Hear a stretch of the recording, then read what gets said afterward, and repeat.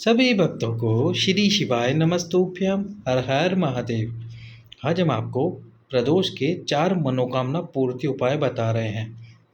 उसके पहले कुछ विशेष जानकारी। जिसके पास धन नहीं होता वह धन प्राप्ति की ही मनोकामना करेगा।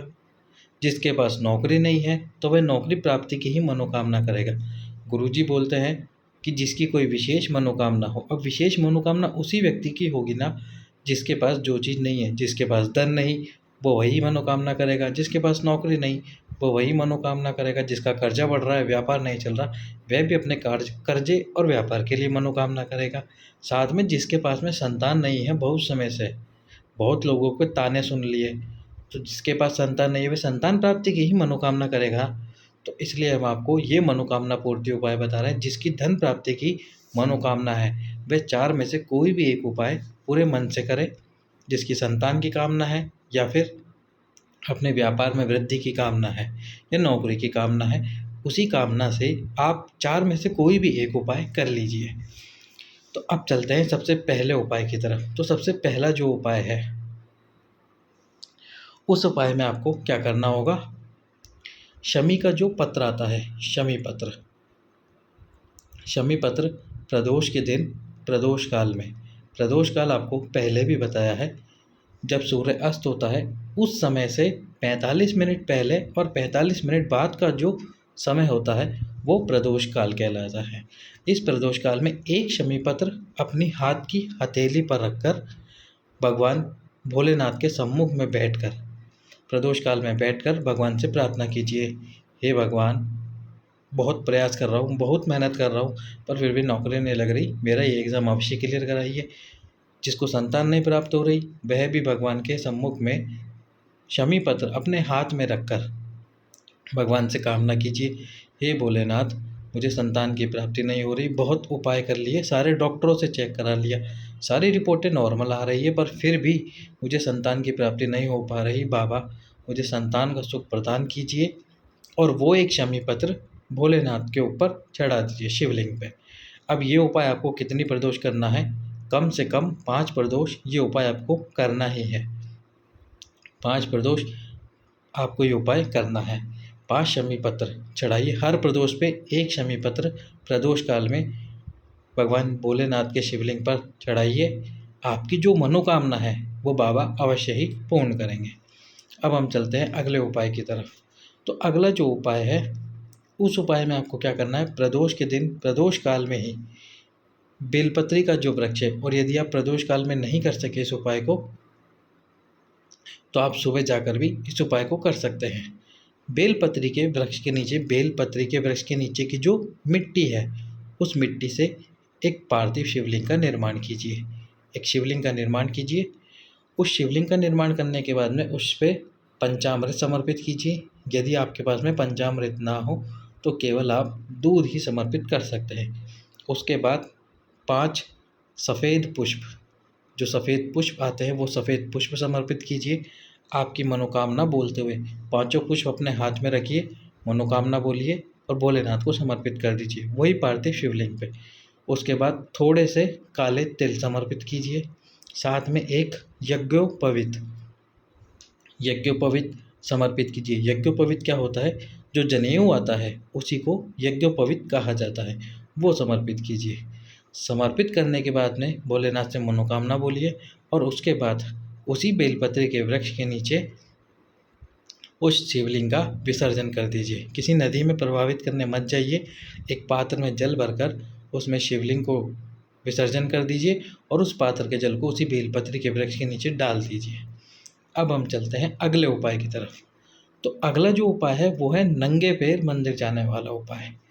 इस उपाय में आपको क्या करना होगा। एक कलश, तांबे के कलश में आप जल भर लीजिए। अब इसमें आपको क्या क्या सामग्री डालनी है। 5 बेलपत्र, 5 बेलपत्र डालने हैं। एक शमी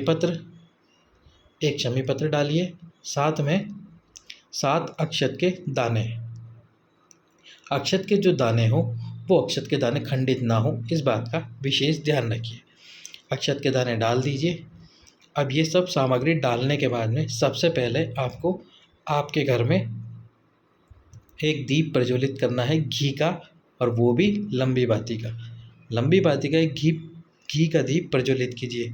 दीप आप अपने घर में कहीं भी प्रज्वलित कर सकते हैं, ज़रूरी नहीं है कि जहाँ आपके पूजा के स्थान हो वहीं प्रज्वलित करें, कहीं पर भी बस एक दीप घर में प्रज्वलित कीजिए। पर ज़्यादा उत्तम रहेगा कि जो आपका पूजा का स्थान है, जहाँ आपने देवी जी और देवता की मूर्ति रख रखी है, वहीं पर नीचे ज़मीन पर एक दीप प्रज्वलित कर दीजिए। अब नंगे पैर बिना चप्पल पहने मंदिर जाइए और मंदिर जाकर ये जो कलश है, इस कलश का जल और वो सारी सामग्री भगवान शंकर के ऊपर चढ़ा दीजिए, आपकी मनोकामना बोलते हुए।